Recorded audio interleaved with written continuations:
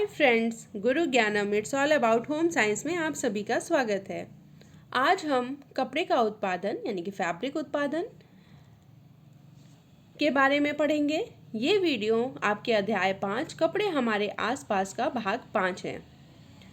जब भी हम बाज़ार में जाते हैं तो हमें विभिन्न प्रकार के कपड़े वहाँ पर उपलब्ध मिलते हैं और कपड़ों में जो विभिन्नता पाई जाती है वो इसलिए होती है क्योंकि उनकी निर्माण प्रक्रिया कई बार अलग अलग होती हैं। उनमें इस्तेमाल किए जाने वाले रेसे अलग अलग प्रकार के होते हैं या उन रेसों की मात्रा भी अलग अलग प्रकार की हो सकती है। जैसे कोई कपड़ा कॉटसूल ही कपड़ा है, किसी में 40% कॉटन है, 60% ऊन है और किसी में 60% कॉटन है और 40% ऊन है, तो वो कपड़े देखने में अलग अलग प्रतीत हो सकते हैं। तो इस वजह से कितनी मात्रा में उसमें रेसों का इस्तेमाल किया गया है और कौन सी विधि से कपड़े का निर्माण किया गया है, उसी के आधार पर कपड़ों में विभिन्नता पाई जाती है। तो आज हम यही पढ़ेंगे कि किस तरीके से कपड़े का निर्माण किया जाता है, कौन कौन सी विधियां हैं। किसी भी कपड़े की इकाई क्या होती है? आप सभी जानते हैं कि रेसा होता है। रेसे से ही कपड़ा बनाया जाता है। रेसे से कपड़ा बनाने के लिए सबसे पहले धागे का निर्माण किया जाता है। धागा बनाने के लिए कताई की जाती है रेसों की, जिसको हम स्पिनिंग या ट्विस्टिंग भी कहते हैं। ऐंठन देकर धागे बनाना, ऐंठन देकर बनाए जाते हैं। और धागा निर्माण की प्रक्रिया को और विस्तार से जानने के लिए आप इस अध्याय का भाग 4 ज़रूर देखें, जिसमें ये बताया गया कि किस तरीके से प्राकृतिक रेशों से धागा बनाया जाता है और किस तरीके से कृत्रिम रेशों से धागा बनाया जाता है। धागा बनने के बाद विभिन्न प्रक्रियाओं द्वारा, जैसे कि बुनाई, वीविंग जिसे कहते हैं, निटिंग यानी कि एक और बुनाई का तरीका है जिसे अभी हम आगे विस्तार में पढ़ेंगे। इसके अलावा ब्रेडिंग के द्वारा, गूंथ कर यानी कि नेटिंग के द्वारा और लेसिंग की प्रक्रिया के द्वारा कपड़ों का निर्माण कर लिया जाता है। किंतु कुछ कपड़े ऐसे भी होते हैं जिनको बनाने के लिए धागा बनाने की प्रक्रिया नहीं अपनाई जाती है, सीधे रेसों से कपड़ा बना लिया जाता है, जिन्हें हम फेल्ट या नॉन वूवन कपड़ा भी कहते हैं। बुनाई की प्रक्रिया सबसे पहले पढ़ेंगे हम। बहुत ही प्राचीन प्रक्रिया है, प्राचीन काल से चली आ रही है और पहले इससे टोकरी और मैट बनाए जाते थे। एक बना हुआ कपड़ा बनाने के लिए धागे के 2 सेट का इस्तेमाल होता है। एक लंबाई का धागा होता है जिसे कि ताना कहते हैं, वापयान, और एक चौड़ाई का धागा होता है जिसे कि वेफ्त या बाना कहते हैं। और ताना और बाना को इंटरलेस करके ही कपड़ा बनाया जाता है। इंटरलेसिंग करके यानी कि 2 तरह के धागों को समकोण पर गूंथ कर कपड़े का निर्माण किया जाता है। ये प्रक्रिया लूम पर की जाती है और आज पहले हैंडलूम होता था, आजकल बहुत प्रकार की मशीनें आ गई हैं, पावर लूम्स आ गए हैं जिन पर ये कपड़े बनाए जाते हैं। लूम पर धागे के सेट को फिट कर दिया जाता है। आप यहाँ पे चित्र पे देख पा रहे होंगे, ये एक लूम है। लूम पे एक बीम बनी होती है जिसको कि वार ताना की बीम कहते हैं। इस पर ताने के धागों को खींच दिया जाता है और आगे एक और ये यहाँ पे आपको एक बीम दिख रहा है जिसको क्लॉथ बीम कहते हैं, कपड़े का बीम। यहाँ से धागा खींचकर यहाँ तान दिया जाता है, इसीलिए इनको ताने का धागा कहते हैं। तने हुए धागे होते हैं ये। और बीच में आपको हीडल्स दिख रहे होंगे। इन हीडल्स में इन धागों को डाला जाता है। इसमें एक सुई बनी होती है, नीडल जिसको कहते हैं, और बीच में उसमें एक आई होती है, नीडल की आँख होती है। उसमें से धागे डाले जाते हैं। कम से कम 2 हीडल का प्रयोग किया जाता है या 2 हार्नेस का प्रयोग किया जाता है एक कपड़ा बनाने के लिए। इसके अलावा कई बहुत सारों का भी प्रयोग किया जाता है, लेकिन कम से कम 2 का प्रयोग ज़रूर होगा। अब यहाँ पे आप देख पा रहे होंगे आप कि इन धागों को इन हीडल से पास किया गया है, इसके अंदर से निकाला गया है। तो जैसे मैंने बताया हीडल आई है, हीडल आई में धागे डाले जाते हैं। तो पहले हीडल में जो धागे डाले जाएंगे वो इवन ऑड नंबर के डाले जाएंगे, जैसे पहला, तीसरा, पांचवा, सातवां, ऐसे ही जाते जाएंगे। जबकि दूसरे में इवन नंबर के, यानी कि दूसरा, चौथा, छठा, आठवां, इस तरीके से धागे डाल दिए जाते हैं। और नीचे 2 पैडल लगे होंगे और दोनों पैडल से ये हीडल्स जुड़े हुए होते हैं। और जो बुनाई करता है, बुनकर होता है, वो यहाँ पर बैठा रहता है कपड़े की बीन के पास, और वहाँ से वो कपड़ा बुनने के लिए पैडल्स को दबाता है। दूसरा धागा भरने वाला धागा होता है, जिसको कि बाना धागा कहते हैं या फीलिंग यार्न भी हम कहते हैं इंग्लिश में। ये ताने धागे के बीच से गुजरता है, उसको इंटरलेस करता हुआ जाता है और पूरी पंक्ति इस प्रक्रिया में चलती रहती है। अभी आगे और विस्तार से इसको हम समझ पाएंगे। एक अनुक्रम फिट होता है, जैसे कि V1 ने बुनकर जो यहाँ बैठा है उसने अगर नंबर 1 का हीडल दबाया तो क्या होगा। यहाँ पे कौन से धागे हैं 1 नंबर पे, 1, 3, 5, 7, 9, 11। तो जैसे वो 1 नंबर का हीडल दबाएगा, पैडल दबाएगा, तो 1 नंबर से जो कनेक्टेड हीडल्स हैं वो नीचे आ जाएगा और 1, 3, 5, 7 ये नंबर वाले धागे नीचे आ जाएंगे और बाकी के 2, 4, 6, 8, 10, 12 ये ऊपर बने रहेंगे। तो एक शेड फॉर्म हो जाएगा, कुछ धागे ऊपर कुछ नीचे का शेड फॉर्म हो जाएगा और उसके बीच से पिकिंग यार्न यानी कि बाने का धागा निकाल दिया जाता है। यहाँ आप चित्र में देख पा रहे होंगे, ये बाने का धागा है जो यहाँ से पास कर दिया जाता है और फिर पैडल से पैर हटाते ही वो बराबर हो जाता है और कपड़े की एक लाइन तैयार हो जाती है। फिर इसी तरीके से वो दूसरी प्रक्रिया में नंबर 2 दबाएगा तो 2, 4, 8 ये वाले धागे नीचे हो जाएंगे, 1, 3, 5 ये वो नंबर वाले धागे जो है वो ऊपर ही बने रहेंगे। तो इस तरीके से इंटरलेसिंग हो जाती है। किसी भी लूम की जो प्राथमिक गति है, प्राइमरी गति है, वो 4 होती हैं। तो एक बार जब भरने वाला धागा तैयार हो जाता है, जिसको शटल कहते हैं, शटल एक मैं आपको चित्र द्वारा दिखा देती हूँ। शटल एक इस तरीके की लकड़ी की स्पूल होती है, इसमें धागा लिपटा हुआ होता है जो कि पास होता है। अब किसी भी बुनाई के 4 ऑपरेशन होते हैं। पहला है शेडिंग, दूसरा है पिकिंग, फिर बीटिंग अप और टेकिंग ऑफ। यहाँ पे चित्र में दिख रहा है, इसको और डिटेल में आइए समझते हैं। इस चित्र में आप काफ़ी कुछ समझ पाएंगे, बस आपको बहुत ध्यान से देखना है। शेडिंग की जो प्रक्रिया होती है उसमें शेड बनता है। जिस नंबर के या तो ऑड नंबर या इवन नंबर जो भी हीडल 1 में डाला गया, जब भी वो नीचे आएगा तो वो डाउन हो जाएगा, दूसरा ऊपर बना रहेगा। यहाँ पे आप देख पा रहे हैं एक शेड बन रहा है और इसी शेड से पिकिंग की जाती है। पिकिंग यानी कि जो बाने के धागे होते हैं जो ये शटल में लिपटे हुए हैं, ये यहाँ से पास करा दिए जाते हैं, यहाँ से खींचे जाते हैं, ये क्रॉस करके इधर आ जाते हैं। ये जो क्रॉस करने की प्रक्रिया है ये कहलाती है पिकिंग। पिकिंग के बाद पैडल को छोड़ देता है वीवर और सारे धागे बराबर आ जाते हैं और इंटरलेसिंग हो जाती है। लेकिन अगर स्पीड बहुत अच्छी नहीं होती है पिकिंग करने की, यानी कि शटल को खींचने की, तो कई बार थोड़े से धागे ऊपर नीचे हो जाते हैं। इसके लिए बीटिंग अप की प्रक्रिया होती है। जब 2-4 लाइनें बन जाती हैं तो ये हीडल को खींच लिया जाता है और सारे धागे एक दूसरे से चिपक जाते हैं और कपड़ा जो बनता है वो लपेट लिया जाता है, जिससे आगे और धागे आ जाते हैं।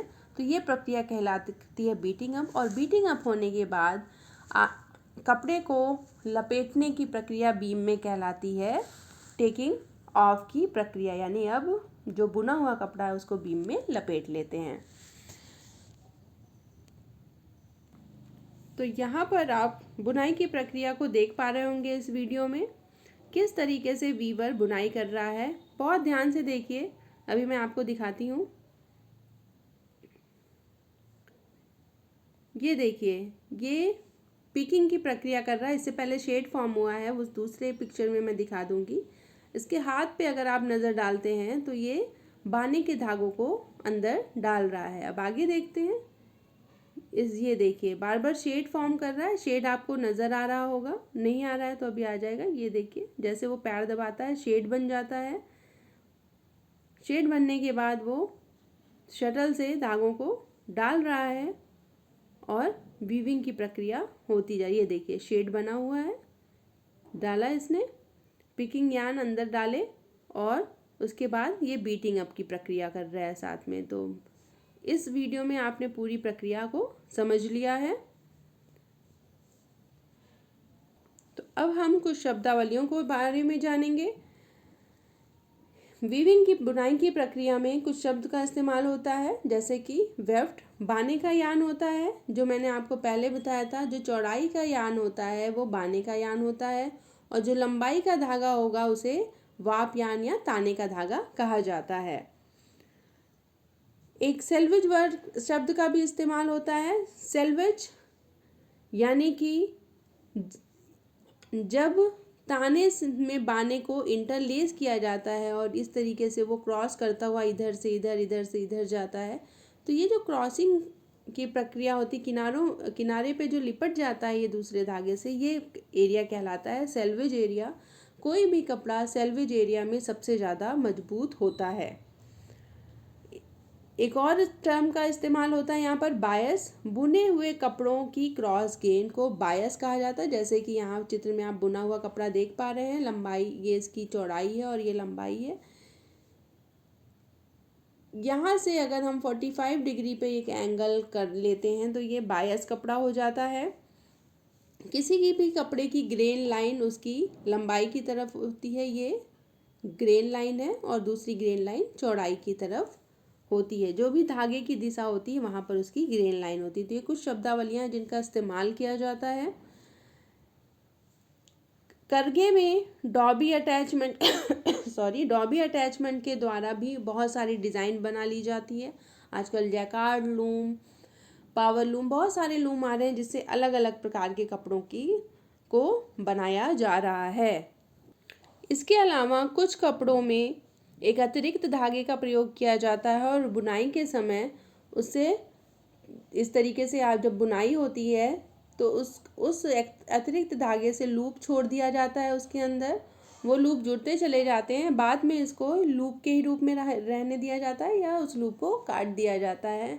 तो बहुत ही सुंदर तौलिए के वस्त्र के रूप में ये आ जाते हैं, जिनमें नमी सोखने की क्षमता बढ़ जाती है।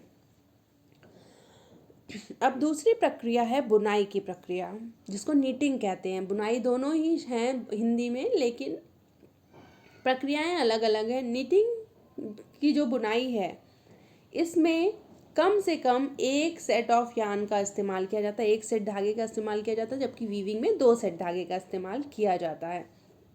कम से कम की बात कर रही हूँ मैं, ठीक है। और ये हाथ से फ्लैट कपड़े के लिए 2 सुइयों का सेट या 4 सुई सलाइयों के सेट से बनाया जा सकता है। आप सभी ने देखा होगा, आपके घर में आपकी मम्मी, आपकी दादी, आपकी नानी सलाइयों से स्वेटर्स जो बनाती हैं वो बुनाई ही है, जिसमें कम से कम एक सेट ऑफ धागा चाहिए होता है। तो बुनाई हाथ से भी की जाती है, मशीनों द्वारा भी की जाती है। बुनाई की प्रक्रिया में लूप का निर्माण किया जाता है। तो एक लूप से दूसरा लूप जुड़ता चला जाता है, इंटरलूपिंग होती जाती है और इस तरीके से कपड़ा आगे बढ़ता चला जाता है। अगर गुलाई में कपड़ा बनाना है तो 4 सलाइयों का प्रयोग किया जाता है। सबसे पहले निटिंग प्रक्रिया में सिलाई अथवा जो निटिंग मशीन बेड होता है, फ्लैट बेड मशीन पे भी होता है, ये सर्कुलर मशीन पे भी होता है, जिसमें सिलाइयाँ लगी हुई होती हैं, या हाथ की सिलाइयों से हम करते हैं, जिसको हाथ की नीडल्स बोलते हैं सिलाइयाँ। इसमें फंदों को डाल लिया जाता है और प्रत्येक पंक्ति की पिछली पंक्ति के फंदों के साथ इंटरलूपिंग बनाई जाती है और इस तरीके से चौड़ाई में जो वस्त्र है वो आगे बढ़ता चला जाता है। इसलिए इसको पूरक या वेफ्ट निटिंग कहते हैं। ये आप देख पा रहे होंगे, चौड़ाई में बढ़ता चला जाता है, जिसको वेफ्ट निटिंग कहा जाता है। लेकिन औद्योगिक स्तर पर बहुत सारी निटिंग मशीन का प्रयोग किया जाता है और उसमें सूत का सेट तान कर जैसे सूत की तरह मशीन में जो वाप धागा फिट किया जाता था वैसे ही फिट किया जाता है और इंटरलूपिंग की जाती है, इसलिए इसको वार्प निटिंग कहते हैं, जहाँ पर आप देख पा रहे होंगे। और इसमें लंबाई वाली कपड़े बनाए जाते हैं, जिनकी लंबाई होती है, जबकि इसमें चौड़ाई वाले कपड़े बनाए जाते हैं और मशीन से इन्हें निकाल लिया जाता है बड़े बड़े पीसेस में और काट कर सिल लिया जाता है। तो ये चित्र आप देख रहे हैं, इसमें आपको कुछ शब्द दिखेंगे। एक तो ये है इकहरी वेल, जिसमें आप देख पा रहे होंगे कैसे एक दूसरे से लूप जुड़े हुए हैं लंबाई में, और इसको सिंगल वेल कहते हैं, और जो चौड़ाई में ये लूप जा रहे हैं इसको सिंगल कोर्स कहते हैं। यहाँ पे ये नीडल लूप है, जहाँ पर सुई सलाई से लूप दूसरा डाल के बनाया जाएगा, और बी जो है वो स्नीकर लूप है जो अंदर की तरफ होता है, और ये पूरी नीचे से स्नीकर लेंथ से लेके नीडल लेंथ तक ये लूप की लेंथ होती है, लूप की लंबाई होती है। इस वीडियो से आप देखिए कि मशीन से बुनाई कैसे हो पाती है। आप बिल्कुल देख पा रहे होंगे, ये सर्कुलर वीविंग मशीन है जिससे कि सर्कुलर कपड़े बन के निकल रहे हैं। अगर आप गौर से देखिए मशीन में तो फंदे एक दूसरे से इंटरलूप होते चले जा रहे हैं, और ये देखिए, और बिल्कुल गोल कपड़ा बन के इससे निकल के आएगा। बाद में कपड़ों की कटिंग कर ली जाती है या बिना कटिंग किए शेप दे देकर उनसे कपड़े बना लिए जाते हैं। ये देखिए बिल्कुल ध्यान से कैसे एक दूसरे से लूप जुड़ते चले आ रहे हैं, और ये देखिए इस तरीके से कोई भी वस्त्र इससे बनाए जा सकते हैं। गोलाई में अगर इनको काट के इससे वस्त्र बनाने तो वो भी बन जाएंगे। ठीक है, ये है इनकी नीडल, ये खुलती है, इससे लूप बनते हैं, फिर ये बंद हो जाती है। आप बिल्कुल ध्यान से देखिए इस वीडियो को। इस तरीके से इंटरलूपिंग के द्वारा बुनाई कर ली जाती है। तो निटिंग के जो कपड़े हैं वो बहुत ज़्यादा लचक होती है उनके अंदर, इसलिए जितने अंडरगारमेंट्स होते हैं, अंदर पहनने वाले कपड़े, बनियान, अंडरवियर, जुराबों, इनमें ज़्यादा इस्तेमाल होता है। इसके अलावा इसमें वायु भी आसानी से अंदर आ जा सकती है, इसलिए इसे पहनकर आराम से घुमा फिरा जा सकता है, और इनका उपयोग खेल के वस्त्रों में भी किया जाता है। अगली तकनीक ये है बुनाई की, जिसको हम कहते हैं ब्रेडिंग। ब्रेडिंग आप इसको ऐसे समझ सकते हैं जैसे आप अपनी चोटी को गूंथते हैं, अपने बालों के 3 भाग करते हैं और एक दूसरे से गूंथते चले जाते हैं। तो ब्रेडिंग की जो प्रक्रिया है वो गूंथे हुए कपड़े को 3 या उससे अधिक सूतों में बांधकर बनाया जाता है। सभी सूत एक स्थान से आरंभ होते हैं और धीरे धीरे वो अंत तक चले जाते हैं। इसी कारण इसमें डायगोनल इफेक्ट नज़र आता है। यहाँ पर आप देखिए किस तरीके से जूतों के फीते, रस्सियाँ, तारों के रोधन और झालर इनसे बनाए जाते हैं।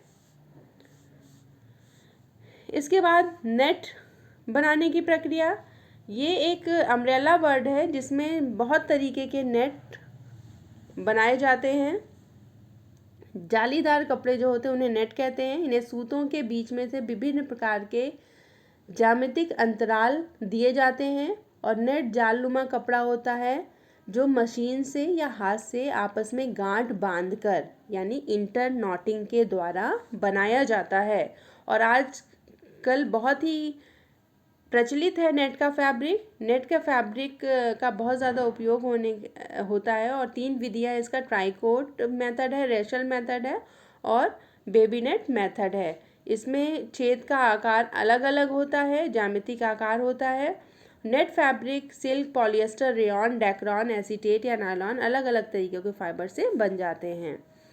इसके बाद आती है लेस बनाने की प्रक्रिया। लेस ये विविध कार्य वाला कपड़ा यानी ओपन वर्क फैब्रिक होता है, जिसमें सूत के जाल से बनाए गए डिज़ाइन होते हैं, बहुत छोटे छोटे डिज़ाइन होते हैं। सामान्यतः सूत बटने, अंतर्वयन यानी आर पार बुनाई या गांठ बांधने का मिश्रण का ये उत्पाद है। ये आप देख पाएंगे अलग अलग तरीके से लेसेस यहाँ पर बनी हुई हैं। हाथ से भी लेसेस बनाई जाती हैं और उद्योगों में भी लेस बनाई जाती हैं। क्रोशिया, शटल से हम घर पर भी लेस बना सकते हैं। इनका प्रयोग पर्दे, मेजपोश, चादर आदि के बनाने में किया जाता है एवं कपड़ों की सुंदरता को बढ़ाने के लिए उनमें लेस लगाई जाती है। तो ये तो हो गई बुनाई की प्रक्रिया, यानी कि कपड़े से धागा बनाना और धागे से वस्त्र बनाना। अब 2 प्रक्रियाएं हमने ऐसी पढ़ी थी जिसमें कि डायरेक्ट रेसे से वस्त्र बना लिए जा रहे थे। ये प्रक्रिया है फेल्ट की। फेल्ट एक ऐसी कपड़ा सामग्री होती है जिसमें क्या किया जाता है कि कपड़ों को रेसों को आपस में जोड़ दिया जाता है। तंतुओं से सूत धागा नहीं बनाया जाता है, बुनाई की प्रक्रिया नहीं की जाती। फेल्टिंग की विधि को आप समझ लीजिए कैसे बनाया जाता है। सबसे पहले जो भी ऊनी तंतु होते हैं उनको साफ करके उनकी धुनाई कर ली जाती है। फिर तंतुओं को वांछित मोटाई के हिसाब से उसकी परतें बना ली जाती हैं, विभिन्न परतें बना ली जाती हैं और उन परतों को एक दूसरे के विपरीत रखा जाता है, ऐसे समकोण पर रखा जाता है कि वो एक दूसरे के विपरीत हों। फिर मशीन द्वारा परतों में घर्षण देकर दबाव डाला जाता है और वो तंतु जो होते हैं, रेशे होते हैं, वो आपस में फंसकर सिकुड़कर बिल्कुल जम जाते हैं। ये अवस्था फेल्ट अवस्था कहलाती है। फिर उस तैयार वस्त्रों को साबुन और सल्फ्यूरिक अम्ल से धोया जाता है और ये और सघन हो जाते हैं और सघन होने पर वस्त्रों को मनचाहा आकार दे दिया जाता है और फेल्ट का कपड़ा तैयार हो जाता है। सर्दियों में बहुत ज़्यादा उपयोग किए जाते हैं इन कपड़ों को, क्योंकि ये कपड़े फटते नहीं हैं, ये ध्वनि के अवशोषक होते हैं और जूते, जैकेट, पर्स आदि बनाने में इनका इस्तेमाल किया जाता है। इसके अलावा एक और मेथड है बॉन्डिंग। बॉन्डिंग की प्रक्रिया में यहाँ चित्र से आपको समझ में पा रहा होगा। बॉन्डिंग कपड़ा बनाने का आधुनिक तरीका है। इसमें अधिकतर कपास, ऊन, रेयॉन, नायलॉन के रेशों से कपड़ा तैयार किया जाता है। बॉन्डिंग विधि में गर्म करने पर ना पिघलने वाले जो प्राकृतिक तंतु हैं जैसे कपास, ऊन या रेयॉन, इनको गर्म करके पिघलने वाले रासायनिक रेशों के साथ जोड़ दिया जाता है। यानी कि प्राकृतिक रेशे और पिघलने वाले जो कृत्रिम रेशे हैं उनको कॉम्बिनेशन से ये बनाया जाता है, जैसे नॉरियन, पॉलिएस्टर, इनको साथ में रखकर गर्म कर दिया जाता है जिससे ये आपस में चिपक जाते हैं और कपड़ा तैयार हो जाता है। बहुत ही विशिष्ट अंत उपयोग के लिए ये बनाए जाते हैं। ये पानी के प्रतिरोधन के लिए बनाए जाते हैं। किसी कपड़े में लचीलापन अलग देना हो तो उसके लिए बनाए जाते हैं। तो ये सभी कपड़े निर्माण की प्रक्रिया थी। मैं उम्मीद करती हूँ कि आपको समझ में आ गई होगी। अगर आप बहुत अच्छे से समझ गए हैं तो बहुत ही अच्छा, अदरवाइज़ कोई डाउट है तो कमेंट बॉक्स में कमेंट ज़रूर करें। मेरे इस चैनल को लाइक करें, शेयर करें और सब्सक्राइब करें। थैंक्स फॉर वॉचिंग गुरु ज्ञानम, it's all about home science.